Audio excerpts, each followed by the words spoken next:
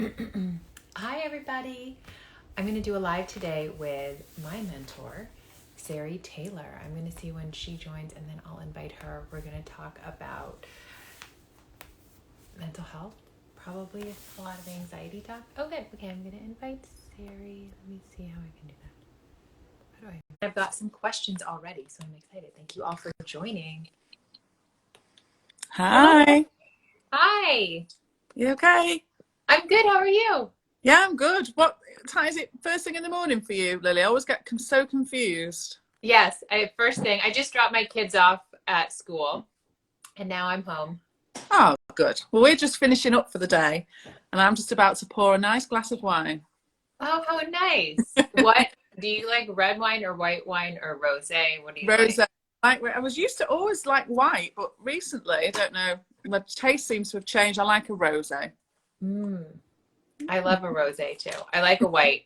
I used to not like red wine, ironically, until I was pregnant. Because then I didn't drink a lot, but towards the end of my pregnancy, um, I'd be with my family and people would be, I'd be like, oh, pour me a teeny bit of red because I hate red.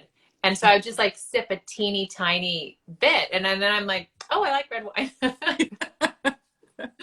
It's funny how tastes change when you're pregnant, because I absolutely love that very stereotypical British, but I love a cup of tea. And yet when I was pregnant with Maya, it became repulsive. I couldn't drink it. And I think it's just my body's way of saying, actually, don't drink so much caffeine. So I don't know what your body was saying to you when it was telling you to have the red wine. I know. I just have like a teeny tiny sip, probably relax, maybe. You need the red wine. You need it. Yeah. Yeah. Ah, Uh, so got any questions of I, anyone? I do. I have some that people submitted before, and I feel like somebody just, so if you all have a question, do you want to put it in the question box so then um, it won't get lost in our chat. And I'll go back and I'll scroll there. But Uh-huh. first, I had the first one that I got was kind of talking about the ebb and flow of anxiety Mm-hmm. and why sometimes an anxiety episode will happen again. Mm-hmm. So for me, it only ever comes from when we are overthinking. And often people say to me, but Sarie, I'm not thinking much. It's like, well, you are, but you maybe are just not as aware of it because your consciousness level has shifted. And we're having anxious thoughts and negative thoughts and positive thoughts all day long, every day. But the difference is when we feel like we're going through a cycle of it escalating and the anxiety getting overwhelming and, leading to panic attacks and things like that, for me, it's an indication that you are paying lots of attention to the thinking that you're having, the thinking that you're probably having the week before, but because you were in a higher state of mind, barely will have even noticed it. And it's not that we suddenly are doing something wrong. For me, it's just that your state of mind is lowered, your level of consciousness is lower, and that's really normal part of being human. And the reason people get stuck, so when I was really anxious and I'd get stuck in a cycle sometimes for weeks on end, feeling heightened levels of panic, literally for weeks, that was because I didn't understand it. And so what I would do is I would question every thought that I had. I'd believe that there was something for me to do, to fix. I'd go into sort of problem solving mode to try and fix myself, and it would just keep me stuck for longer. So I think does that answer the question? I can't Yeah, remember what. definitely. I think it was perfect. And I think I don't even have anything to add. I feel the same way. For me, I just don't think of anxiety, of having anxious thoughts as a failure anymore. I used Mm-hmm. to think, okay, I'm going to do some therapy, some retreat, something, and then I'm never going to have Yeah. anxiety again. And I Mm-hmm. never have disordered anxiety, but as you said, I'm a human being. So I'll have an anxious thought. And thanks to you, I'm no longer as overwhelmed and as like fast and furious. But my tendency of like, the past month was I would get very overstimulated, overwhelmed, and Yeah. then um and it's like, oh, it's truly, what this person was talking about, kind of an episode, which I don't really experience an episode, but I notice it, oh, it's really just a signal. It's like, oh, Yeah. I've taken on too much. Mm-hmm. And I'm a bit fast and furious when I would benefit from being like calm and curious. So I don't add on this extra layer of guilt, of scrambling to try to find something new. A lot of times for me, it's just a signal of, oh, I'm going too fast. I've got caught up in my thinking, and it's very loving. It's very non-judgmental. It's like, oh, and Yeah. oftentimes it's a signal, and then my thinking falls away, or I'm like, ooh, let me slow down. Let me carve in some. What can Yeah. I take off my plate for me Because from being curious? when the feelings of anxiety intensify, that means that the intensity of our thinking is increased. So we're thinking more, maybe more irrationally. Then your world shrinks, and then it's like this vicious cycle. So for me, in a way, what the physical symptoms and the physical feelings of anxiety are, they are important, because what they do is they're telling you, well, you're probably not noticing right now, Sarie, but your mind is racing and you've not noticed it because it's become so habitual. So I'm going to tell you by making your stomach swirl. I'm going to tell you because you're going to be dizzy. And it's so they're really just important indicators that constantly just lead us back to need to slow down, need to be more compassionate with yourself, need to slow yourself right down. I did, you might have seen it, Lily. I did a post the other week on talking about being fearless. I was really surprised when I looked in the dictionary, and the words for fearless were to be absent of fear, to have no fear.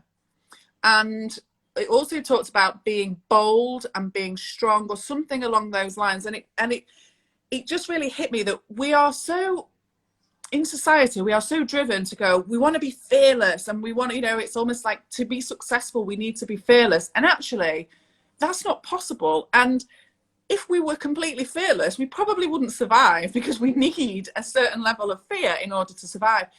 So for me, it's like, yes, we don't want to be stuck in fight or flight all the time, but we're certainly not aiming to be fearless, because to me, it doesn't, it's in the dictionary as a word, but it doesn't exist as a concept. It's like, it's impossible. Yeah. Yeah. I know, it makes me think of that analogy of, if you put your hand on a hot stove, Mm-hmm. you're going to immediately bring it back because you're like, oh my gosh, if I did that, I could burn myself. And Yeah. that's often what these symptoms are, Yeah. feeling dizzy. It's like, oh my gosh, I'm getting caught up in my thinking. And so when you know that the physical symptoms are not an indicator of like, impending doom or an impending health thing, it's like, oh, my body's in fight or flight. It thinks Yeah. I'm in danger, but it's a false alarm. Yeah. I mean, but it's a false alarm in that there's no real danger, but it's also a signal like, oh, I've gone off. Yeah. Uh, and Absolutely. yeah. And our next question, somebody had asked, dealing with feelings OCD brings up, which we're already kind of on this topic in terms of guilt, shame, and self-hatred. And Uh-huh. I feel like that's such a bringing this like love and lightheartedness. And you had actually talked about it. I'll pass it over to you in terms of like the magnet example. That's kind of what it's making me think of when we have this, in terms of, okay, and I'm not sure if this person, and if you're here, you can clarify, if it's feelings of OCD, that it's like the intrusive thoughts, the obsessions that are bringing up the feelings of shame, or that you still do compulsions or you still get caught up in the cycle. It can be so layered, and we can, I think, unconsciously just feel so guilty, so shameful, like hate ourselves and think if we beat ourselves up, that will help. But Because it's the opposite. our thinking's contaminated, but the fact of the matter is, like, the way human nature works is that feeling that we're all after, that peace of mind, that love, that connection, whatever you want to call it, and we'll all call it different things. For some people, it's happiness, contentment, success, whatever it is, we're talking about the same feeling. We're talking about peace of mind and being settled.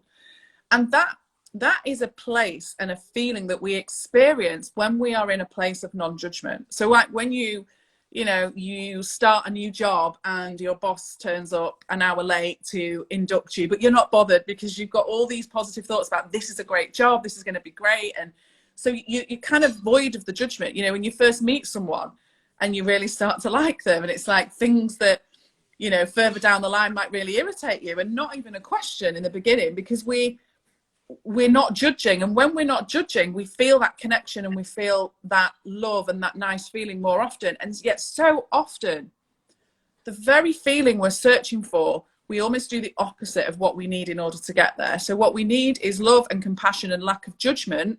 Yet we think judging ourselves is going to get us there quicker, when all it does is it restricts us from getting there sooner. Mm-hmm. Mm-hmm. I completely agree. Also important to say that some people are open about their irrational thoughts. Some people are open about their intrusive thoughts. And so you look at people like that and go, oh, there are other people that struggle like that. But there's a lot more than just us that struggle. There's just a small proportion of us who will get to a point where we're happy to speak out about it.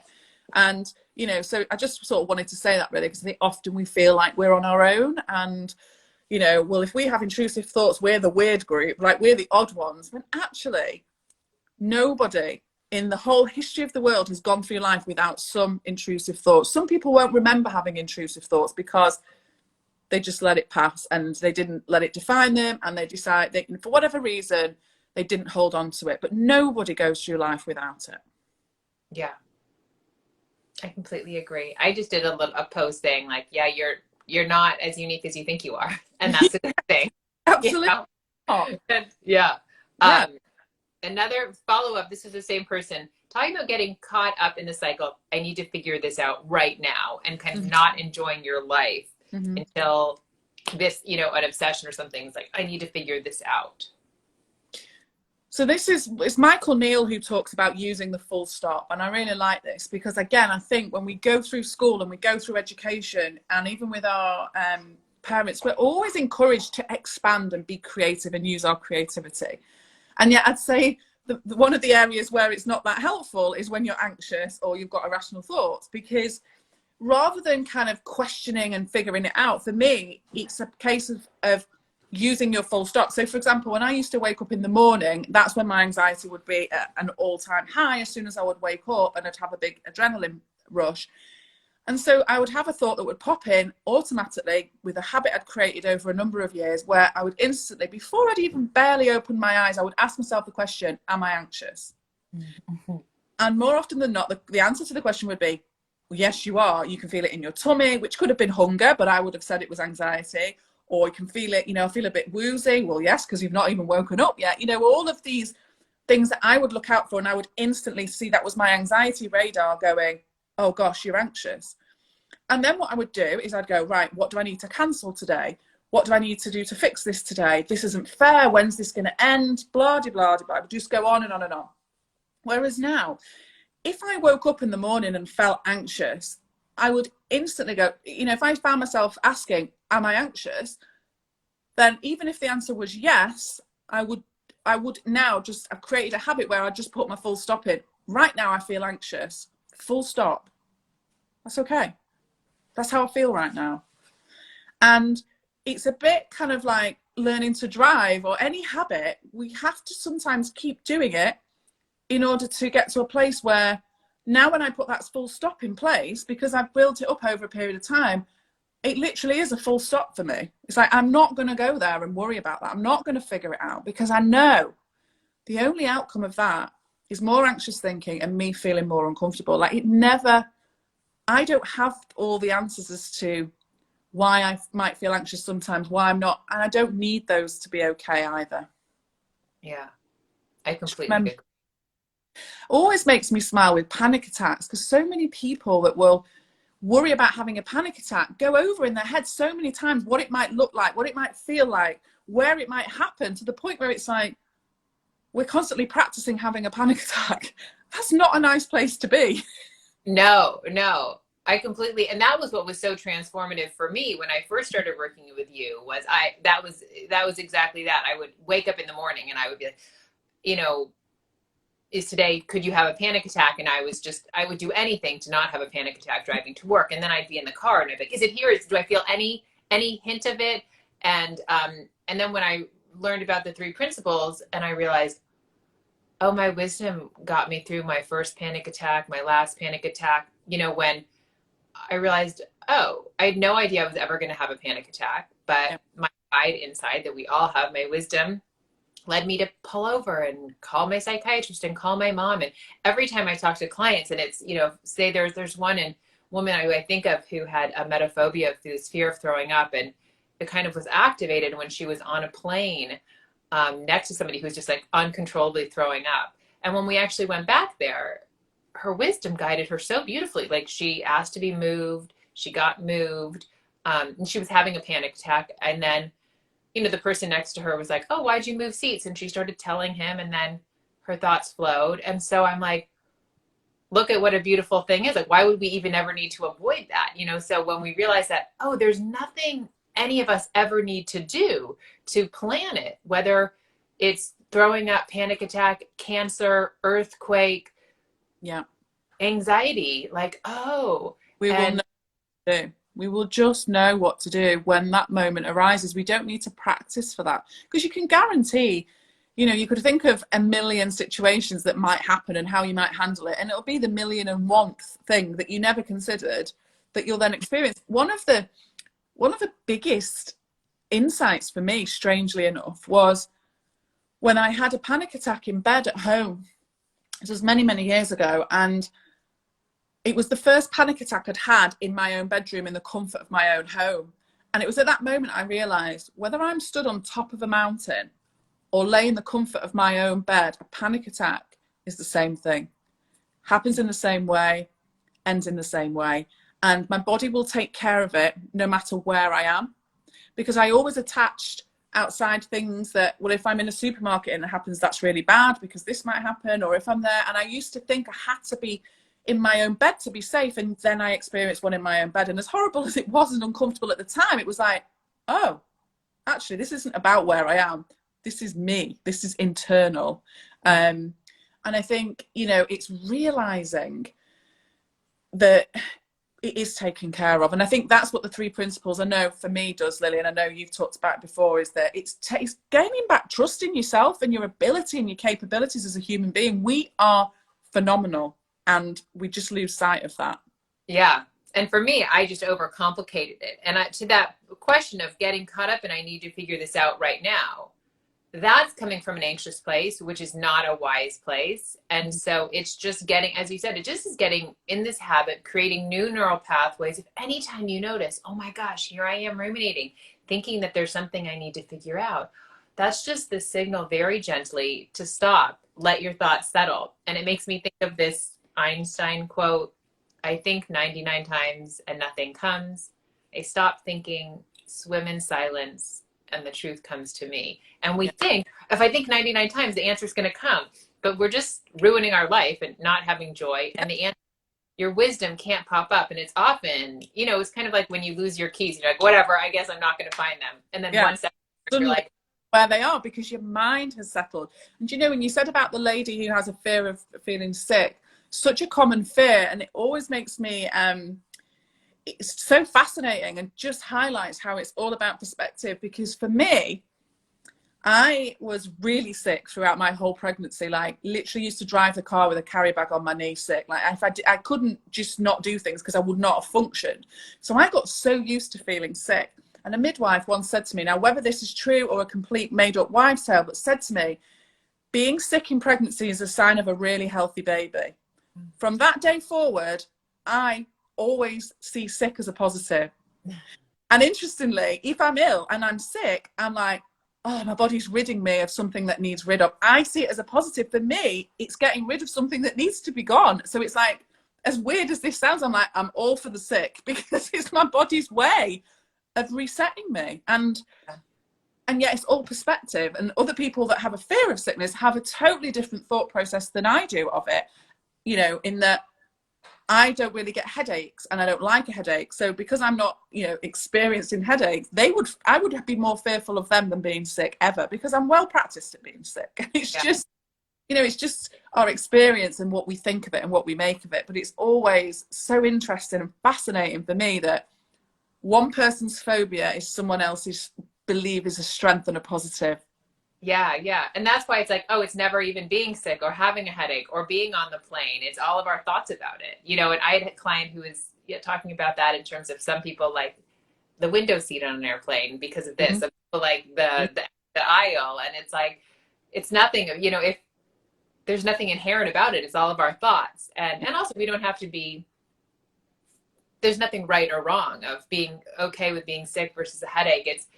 It's what we think all of those things mean. But yeah, it's like that you had that insight. And that's what I love about the 3 principles too, is like when you have an insight, it's just like, in terms of health anxiety too, people are like, oh, did you go to target health anxiety? Like no, I went to kind of work on panic attacks and driving. And ironically, that's the place where I feel the least like, woohoo, because sometimes I still get caught up in my thinking driving on the highway. And I think I'd love to just be like, la, la, la. And I feel like I kind of, not every time, but health anxiety, just, I don't know. I just had some insights and poof, it just. Well, you probably didn't resist it quite as much. So there will Yeah. still be, and I'm the same, like, you know, there are still little sticking points for me, but it's that thing of, because it's a sticking point, until we, you know, like when you say, I'd love to be just like, la, la, la, until you give into the idea of visualizing yourself like that, it's going to still be a little sticking point. You know, it's the same with me, but it's more, you know, the day I stopped panicking was the day I accepted that I could spend the rest of my life panicking. Mm-hmm, mm-hmm. Yeah. I did actually feel la la la driving, but I think it is still that I'm like, oh, how do you feel driving? You know, it's still like a higher driving on the highway only. It's like, oh, I'm still aware of it. Yeah. But we can go on. I see we have 8 questions, so I'm going to see. Okay. Oh, somebody asked. Okay, I guess I'll go to the hierarchy of who asked first. Okay. Oh, all right. Sorry, I'm like trying to read them. Oh, now that was not. I made it go away. Okay, hold on. There's one here I can see about. Okay.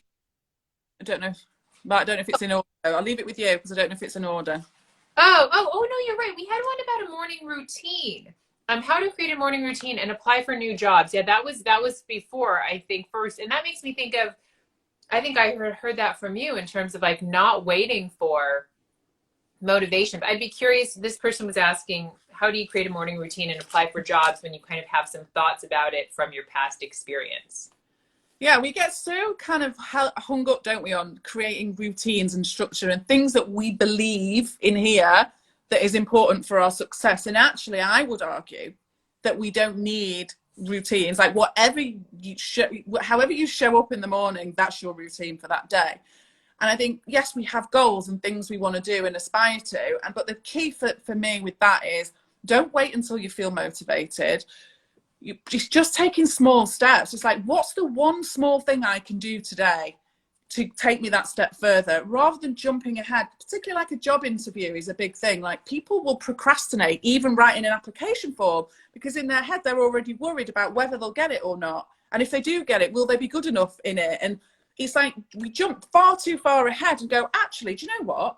With an application form, for example, for me, I'd first of all just find the job I want to apply for, I'd download the form and I'd leave it at that. That'd be my first 10-minute task. And then I'd go back to it and I might just do, or I'm just going to do the personal detail bit or whatever it is. Don't have it. It's like, I always describe it like, it's like being stood at the bottom of a mountain and thinking, I want to get to the top. So I want to be in that job that I absolutely adore. And then stood at the bottom of a mountain, looking at the top, thinking that's where I want to be, is quite demoralizing. It can be a little bit motivating, but it looks like a hard trek. So it's about going, I'm just going to work my way up until I feel like I need to sit down, because there's so much to enjoy along the way. We don't have to put our life on hold until we get to that top part. We can enjoy the whole experience of it. So it's small steps, taking that pressure off, small steps in the right direction. And motivation just comes for me when I just get started. Not always, but more often than not, just get started and I carry on. Yeah, I completely agree. I think maybe you were the person that had taught me, and I actually bring that to the students that I work with too, because I'm like, we don't have to wait for motivation. It's a misunderstanding. You know, like, I'm gonna have to feel a good way to apply for a job or do my homework. You know, and like I had to call the DMV, which is like, I don't know if you have, you know, like about license plates, and I'm like, I never want to do that. You know, or like finish taxes or certain things, or procrastinate and put off. It's because we are too far ahead in our mind. We're making it big. We're visualizing how awful it is, how long it's going to take. It's like, actually, no, I'm just going to take one step. I'm just going to do something small and I'm just going to go with how I feel in that moment. And some days I know I'm just not feeling it. So I take myself away from my desk and I don't do anything. But then I know that if I'm not putting too much pressure on myself, it won't be too long before I'm motivated to go and do something. Yes. Yeah. I agree. Okay, I'm going to see. And I sometimes when I click the questions, I can't read all of them. But I see a question about asking if we ever get aggravated about what therapists tell their clients about anxiety. Um, and if they feel like maybe that if they knew us a long time ago. And I'll start because a therapist is just sharing. I mean, they have your best interest at heart. They totally believe. And I know that we both, Yeah. you know, practice cognitive behavioral therapy too, and I'm not knocking that. I like the psychoeducation part. To me, it just overcomplicates it now. But everything that I did in the past was because I believed from Yeah. my training or from my knowledge that that was what was needed for anxiety. Mm-hmm. And it was like, I was so, especially even in terms of like meditation or like also, which can be great, but they were like tapping, like all these things that I was like, I need to get this anxiety away. I really believe that that was the way to be. So I don't get aggravated in that if that's what they believe and that's what they've seen to work, or that's how they've Yeah. been trained. It's coming from the best place. And it's a bit of a strange one for me because I am trained as a psychotherapist. I'm trained in hypnotherapy. I've done DBT, some CBT, like you name it, I have done it. And I've also had the experience of having clients who've been in therapy with me who are actually doing the better around their anxiety at times than I had. And I'm then going, what is it about them? Like, what is it that I'm doing with them that means that they're getting relief? And yet here I am still anxious. Like, it was so confusing. But now I see that when in the three principles, when we talk about getting an insight is just a shift in perspective of the way you see things. Now that can happen when you're on the toilet, eating your lunch, jogging down the street, out drinking with your friends. You can have insights at any time. So I know that my clients were still getting insights along the way. I just didn't really fully understand how that worked. And I think they got them when I was just in my well-being and listening to them and being there just to listen. And I had an experience actually when I first came across the three principles, and they became life-changing for me. So even though I'd done all of that training in psychotherapy, I was like, this is what I'm going to work. I have to work with this because I've seen something that I've never seen before, and I just had to be true to what I knew. So I was in that position where I had a practice then where I was working with people and had worked with people for a number of years. And I got to the point where I was giving them plenty of notice and saying, listen, I'm going to change the way I work. You are more than welcome to come along for the ride with me, or I can help refer you to another therapist. One client who came with me to explore the three principles, and her first response when she started to watch the videos I'd created is she came to me and she said, I'm really pissed off. I'm really pissed off that you're only telling me this now. Why didn't you tell me this 18 months ago? And my initial reaction was like, oh, shit, she's got a point. But all I could go back with and say, I get it. I get your frustration. I was in therapy for 10 years, more before I came across this. I said, I get it, but I didn't know it then, so I couldn't share it with you. And I know you're frustrated, but just keep going with it. And she did. And then she got to the point where she's like, I'm no longer angry. I get it. And, so it's just part and parcel of it. And I think when we get frustrated with our therapist or whoever it is, we're projecting our own frustrations onto them. Like if I think about my therapist and going round and round with my anxiety for so many years, there is a bit of a frustration there, but that's my frustration because it was me that was keeping myself in that cycle, really. Yeah. Perfect. Thank you. Okay. Another one that was early on. Okay. Oh, that was the aggravated one. Oh, and maybe since we'd already talked about this, well, I'm wondering, since we kind of touched on emetophobia and fear of food, I think we touched on that one. Might be worth saying, Lily, that fear is never about the thing. Fear always comes back for me to three main things: uncertainty, unpredictability, and feeling like we're not in control. So anybody with any phobia, whatever the phobia is, whether it be, people have phobias of carpets, balloons, like the most random phobias that to me, I'd be like, how can you be scared of that? But to them, it's very real, but it's never about the thing. It's always because there's uncertainty, unpredictability, and you feel like you're out of control. So it always comes down to that. No matter. I know. I'm actually writing those down. Those are so good because I don't know if it was where it was. Somebody was asking about. Yes, somebody had asked, not in here, it was on TikTok, about fear of traveling, like being on a plane, and this fear that having an intrusive thought, like they were just going to lose control, you Mm-hmm. know? And it is, like, what does that even mean? Lose control? You know, are we thinking, and I'll know, I'll have an intrusive thought, or I've had it on the plane of, okay, what if I just lose control and I just like, I try to like rip open the doors, or I'm just like suddenly like freaking out, and I'm, you know, because who hasn't had that thought? I mean, when you see those doors, especially when you're waiting in line and you're like, oh my gosh, what if I just, like, what if I go to open the door? Yeah.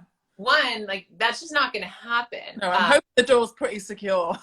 Yeah, but also it's not like I'm not suddenly going to want to do something that I really don't want to do. But that's the thing with intrusive thoughts is it's something we don't want. It goes against our morals, our values, just like who we are. But it seems so jarring because we think, Yeah. why would I think that? Is it because there's a possibility that I'm just going to like turn into a different person that's going to like want to like rip the door open and be sucked out? Like, no, I'm not suddenly going to lose control.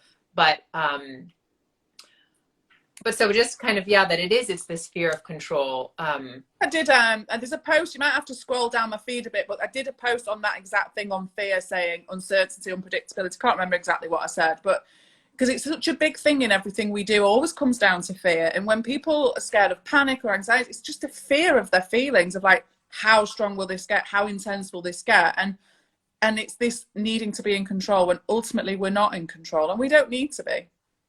Yeah, yeah. And also when you have that fear of food, of being sick, throwing up, or of losing control, and doing something you really wouldn't want to do, like freaking out on a plane or opening the door, when you don't resist those thoughts, but you also don't give them so much energy, even if it's such a strong like jolt, what I've seen for the past 4 years of Three Principles is like, oh, then my thoughts just flow, my feelings flow, like there is nothing I need to do. So in terms of like the fear of the food, it's like, oh, if you just kind of come up, but you're not, you just get in the habit. I know it seems easier said than done, but oh, like, and I can have a thought about a food, you know, we're like, oh, does this milk smell off? And I can have a thought, but I'm so in the practice and the habit of like not giving a lot of energy that then it just flows. Yeah. And then I have thoughts and I don't even. Yeah, they come and go so quickly, like, but in their very nature, they don't hang around. It's only when it's almost a bit like a balloon floating off into the air, but yet we pull it back. It's like, no, I'm not finished. I need to know why you were here. It's like, no, just let it go off and do its thing, because it's just the uncertainty and that feeling of, oh my goodness, what if I lose control? It's like often a fear of going crazy and losing control or dying. You know, ultimately it always comes back to those things of like that life will end or you will completely lose the plot. And you know what? The fact that you're even thinking that tells me that isn't going to happen, you know? Yeah, yeah.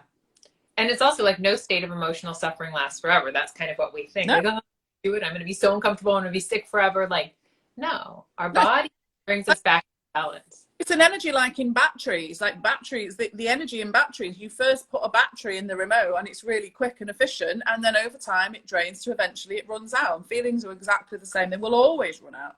Sometimes not as quick as we'd like, but they're always going to pass. Mm-hmm. Yeah. And I've seen they pass much faster when I just kind of like, oh, get out of my way. You know, when I did all of my other tips and tricks or not tips, but all my little things.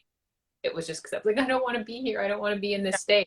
And one of my little mantras to myself that I share often with people is about getting curious instead of cross, because I used to get so cross with myself. Why am I here again? Why am I anxious again? I'm sick of this. It's not fair. I just get so cross with myself and the world, cross with everybody that ever tried to help me because it hadn't worked, cross with the world. And now I don't get cross. I do get uncomfortable sometimes. I'm not going to lie and say, oh, I don't ever feel shook. Of course I do. But I'm just always curious. It's just telling me something. There's no reason for me to get cross. Yeah, I completely agree. I noticed that I've been like a bit more like agitated, like worried, which I say agitated about, like with my son who's young. And I was like, I noticed that today, and because it's just I've gotten in a habit of being curious rather than cross. Because my first thing was like, oh, this is like I haven't felt like this in like a year and a half, 2 years, like, or, it's like, and I felt, and I was like, oh, and just being curious. And I think it is because we're out in the world more, Mhm. it's like, I have to get in the school run, drop two Yeah. kids off, there's, and then even like he has these really like long shoelaces, and I had this intrusive thought they get caught in an escalator, Mhm. and then like picturing all this stuff, and I was like, I think I should cut those shoelaces later, and he's like, oh, like crying, and it was interesting. But okay, somebody said I've sent questions. Let me make sure. Okay, another past one. I'm trying to see how I can read all of these questions because somebody said, I'm in grad school and constantly fear that I would be in violation of the honor code. Yesterday I made a mistake. Questions are so strange. It's like, why can't I see them Yeah. all? Yesterday I made a mistake and I'm worried I will, and then it doesn't say anymore, does it? Yeah. It And then might just put in just as comments, maybe. maybe, okay. I'm sorry for my recommendation. So if this is you, well, we can talk about that too. Because I mean, what's coming up to me is I'm wondering if you're saying that you're irrationally worried about being in violation of the honor code. You made this mistake, but that your worry is an overreaction. Like the worry that you're having is not in alignment with like, oh, it's a mistake, but your anxious brain is going to this worst case Yeah. scenario. You will be kicked out of grad Yeah. school. What's going to happen, and planning for the eventualities, which again is just more anxious thinking. I always think to myself, no matter what the outcome is, so say even if I got kicked out of somewhere, as long as I know that my intentions were good, then I'm happy with that, because we all make mistakes, because we're only ever acting or responding based on our thinking at the time, and sometimes that thinking is contaminated and skewed, and that is just part of being human. I know the difference between me doing my best and actually me intentionally going out to be a nuisance. Like I know the difference. And I think, I've shared this loads of times online as well, is that I had a complaint out against me as a psychotherapist many years ago, where it was somebody I'd never even actually met. But anyway, I won't go into the story. And that was a horrible 18 months where I was literally put under the spotlight and checked, and it ended up that nothing was upheld and it was all fine. But it was 18 months of utter hell, of me having to kind of justify myself and wonder. And I did a lot of questioning of like, is this my fault? Is this? But ultimately, what it always came back to was, if I have made a mistake somewhere along the line, I'll hold my hands up, because it was with the best of intentions. And so it did mean that I ended up reflecting a lot on how I might do things differently and all of that stuff. But ultimately, I knew I was going to be all right in the end, because I hadn't done anything. It was like, I was going to say intentionally, I hadn't done anything. For whatever reason, this person had taken a dislike to me and wanted to try and make my life a misery. But, things always work out. Like, good people end up with good things. And so, it's just about knowing and trusting you're doing your best. And even if your thinking is a bit off at times and you make a decision that on reflection you might have done differently, we're just learning. We're all just learning. Yeah, I agree with that. Okay, I see more questions. Okay, I'm trying to. There's a lot. I'm not sure. Jacqueline's the one there that sent the question, but I think she's just put it in the comments now. It's there. It says, I now relate my stomach upset to being anxious even when I'm not. How can I get over this? Okay. Mm-hmm.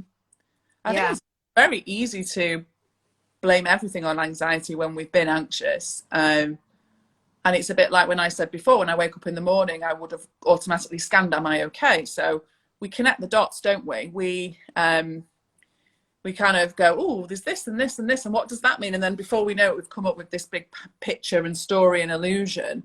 I also think with anxiety, it's almost like the same thing. If I had a stomach bug, I would probably get anxious about that, because I don't like feeling unwell. I don't like feeling like I'm not, fit and healthy.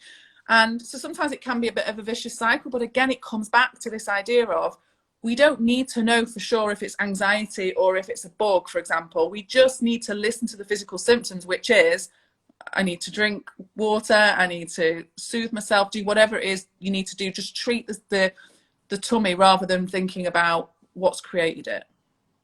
Yeah, I completely agree. And then we have, I'll answer this because I have to call for a student in 5 minutes. But I know, interesting on the stomach thing, and then I'll move over to answer Melissa's question about relationship anxiety and overthinking. But my stomach felt a bit off, and I think just because we had when I was driving, but I had smelled my milk for my coffee, and then I'm like, and also it's not even expired till the 16th, but I was like, I don't know. And I just was like, whatever, and I just threw it out. But then my stomach felt a little queasy, but my son and I had kind of a hiccup, in the morning of, whatever, these shoes and these things, a bunch of stuff. And he was upset with me on the way to school. And as I said, I have not even been irritated. Like, my parenting and stuff has flowed. Not that I'm saying like I'm perfect, but it's like it is what it is. But today we were just kind of butting heads, and I had some thinking about it driving to school, and and I noticed that my stomach felt a bit upset. And it was interesting. I thought, was it the milk, or is it just that I'm caught up in my thinking? And then I didn't even think about it because I'm so in the practice of not examining it, of not trying to figure it out. It was like, I knew it so deeply. Oh, it doesn't matter. Exactly what you said. It was like, the minute I had that question, it's ironic. It's like, I turned the other way and I'm like, don't try to figure it out. Mm-hmm. And I didn't, and then it just flowed, and I never even thought of it until you brought it up. It's almost like the more we think about certain things, the more we bring it to life through all of our senses as well. It's like, because the lady that's asked that, she's saying that her doctor said stomach problems are due to anxiety, but my anxiety is less. So why? Just because you're not noticing your thinking and your typical anxiety symptoms doesn't mean you're not underlying feeling anxiety. If your stomach is off, then it's your doctor believes it's anxiety, then it's, for me, I would say, listen to that tummy ache. And when you feel tummy ache, that is the time for you to be compassionate to yourself and be kind to yourself. Because I can even tell in the person's question, my anxiety is less, so why? That is anxious thinking. It's like, why is this happening? Why? So even though we don't always recognize it as anxious thinking, it will be there. So it's about being, as I said before, curious, not cross. 100%. And for me, my physical symptoms took a while, to go away, because when we are anxious day after day, hour after hour, or multiple times, like, our body is built in a way so we can have that fight or flight, for up to 30 minutes every 24 to 72 hours. But when we get anxious, that can come, so many times, that anxiety alarm, and it takes its toll, not in a way to get worried. But I know for me, I had headaches from elementary school on until I was 30. Like, I always had headaches. I always had stomach aches. And then I had other weird symptoms of anxiety, but like, I had this breathing thing, and I would think the same thing, but I'm not as anxious anymore. I'm not thinking, but my breathing was still there. But I would wake up being like, is it here? Am I breathing normally? And that was anxiety. And it wasn't until I stopped thinking, are my physical symptoms here, that they went away, every single one. I never get headaches. When I got one, I had one, and I literally forgot what headache was. And I had headaches since I was younger than 10, and it does take our body sometimes to heal. I always use the example of like being on a bicycle, and, think about your overthinking and your anxious thinking is like going really fast on the pedals, and we're going and going and going. And then suddenly we go, oh, I'm anxious thinking, I'm going to stop now. We take our feet off the pedals, but the bike doesn't just stop. It keeps going and slows and slows and slows and slows. And sometimes we've just got to give it time for that to slow and stop, and know that we can take our feet off the pedals, but don't expect that suddenly, just because we've removed our feet, that it's going to stop. That's not how it works. It does take a bit of time to catch up and for our body to recognize, oh, okay, we're all right now. Yeah. Okay. I have about like 3 minutes because I should go, and I need to call a lovely student of mine. But maybe we can just do it 3 minutes in terms of talking about relationship anxiety and overthinking. And Melissa, I'm not sure if you had a specific question, or you had said, I noticed my anxiety with my boyfriend is unhealthy. So it seems like you said we have a great, and then it cuts off. So it seems like you have a great relationship, but there's some overthinking in it. And I can pass it to you, since I've talked a lot about it, but I'm happy to talk more about it. Since I have you here, what are your thoughts in terms of overthinking in a healthy, happy relationship? Yeah, and for me, it works in the exact same way as any other overthinking. It's just another something that we project our insecurities onto.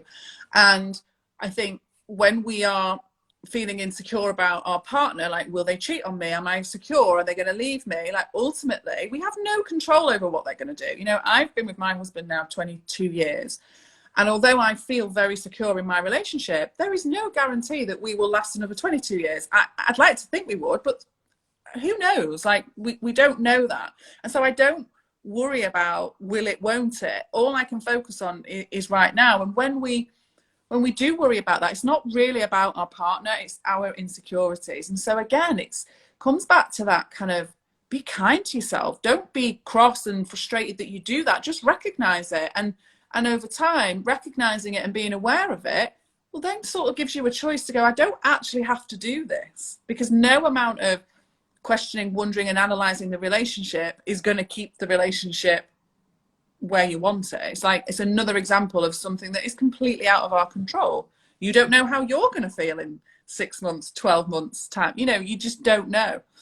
Someone's saying there, congrats on 22 years, well done. Do you know, it's been in a lot of ways easy, partly because I've grown myself, and I'm sure he has as well. He would say that it's like that knowing, dealing with your own insecurities just makes relationships way easier. So I'd always just say focus on yourself. Mm-hmm. Yeah, I think that's such great advice. And Melissa, you had said every Monday I think something's bad after a great weekend. And I used to think if I felt bad, that meant something. That meant that, like, oh, you know, I would just have this like doom, this feeling, you know, and it could just be like, oh yeah, you miss him. But when I was younger, if I had a thought, oh, my parents are going to die when they go out to dinner, I felt bad. I thought there's something to that thought that is likely to happen. And I would do some compulsions to soothe that anxiety. And now, you know, what I noticed with, not right now, but when I would have some relationship anxiety, I'd have an insecure thought, which would have an insecure feeling, this like ache, hurt in my stomach, hurt in my heart. And I thought, oh, because I feel that way, there must be some validity to that thought. And what I realize now so deeply, the only reason I feel bad is because my thinking's off. You know, that I'll sometimes have a thought too about my relationship, and it can make me feel bad. And I know so deeply it has no basis in reality, because I've seen the evidence over and over and over, that I'll have a thought and then my boyfriend will call me an hour later and be like, hey babe, yeah, I've been thinking of you. And it's like, so I don't entertain those thoughts. Yeah, I don't get your own story, your own movie, your own like really compelling story that you then feel like you're in it because you're experiencing your thinking. And it is exhausting. Yeah. So it just is getting in the habit of, one, not resisting. You're not like, no, I don't want to have a thought, but then you're not giving it a lot of airtime, and then they just flow, you know? Just one thing that I think is really important, Lily, before you go around relationships, is it's also really important to know your boundaries. So someone just said there that if he doesn't get in touch, I worry. There is a line. So if someone is hardly ever in touch and you feel like it's not enough, it's okay to communicate to them that actually, I would like you to be a bit more communicative. And because I don't know the details, so I don't know how much of it is, but it's okay still to have boundaries. Yeah, definitely. And, you know, and that's where my boyfriend can, you know, we're great in communicating. And also you're going to communicate better when you're in a good feeling place. But yeah, if they don't know how you're feeling, you know, and yeah, that like when they do get in touch, oh my gosh, thanks. Like, I love hearing from you, you know, so happy when you text me when you get to work, or sometimes you can say, oh, you know, when I don't hear from you all day, the story I tell myself is blah, blah, blah, you know. We can do it from like a love and lighthearted you know, way. But yeah, sometimes it can be really helpful to let our partner know, like, totally. And what we've got to lose at the end of the day is like, if it doesn't work out, it doesn't work out. It's important to voice what we want. I could talk all day on this, and I've seen these questions. I'm like, if anyone's got any questions that you feel frustrated that haven't been answered, just pop them in a DM, and I'll either write a blog on it or I'll pop you a message. Yeah, thank you so much. I know there's so many questions. We should do a part two. I can talk to you forever because you're so ingrained in the 3 principles, and I just love it. Thank you. I feel the same with you. I don't know if I told you, I'm doing a short mentorship with Dr. Bill Pettit too. Perfect. I know. So that's really, I mean, I could talk to you all day too. Is it his body, mind, and thingy one? No, I did that, and now I'm doing the alert program where it's just us. So I did Right. the one, but yeah, and I did it for my coaching, but it's actually now I'm like, this is so great just for, I love fellow friends and three principles practitioners. So yeah, let everybody know where they can find you. And are you a new challenge or anything soon? Let us know what's coming. On my Insta, my next challenge date is, I think it's the 24th of this month, so you can find all that stuff in the link in my bio. But yeah, just send me a message, no problem at all. Thank you so much. And I get to talk to you on Thursday, just us. Just okay, see you then. Bye. Thank you everybody for joining. Bye.